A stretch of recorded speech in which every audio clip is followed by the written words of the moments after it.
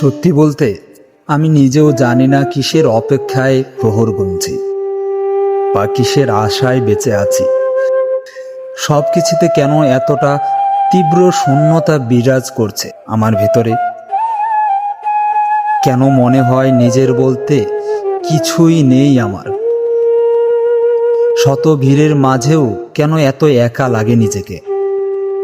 কোথায় আছি, কোথায় যাওয়া উচিত বুঝে উঠতে পারছি না কেন।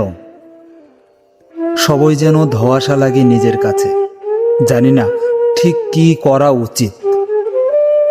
আমি যে নিজের মাঝে নিজেকে হারিয়ে ফেলছি, চেষ্টা করেও আজ আর নিজেকে খুঁজে পাচ্ছি না।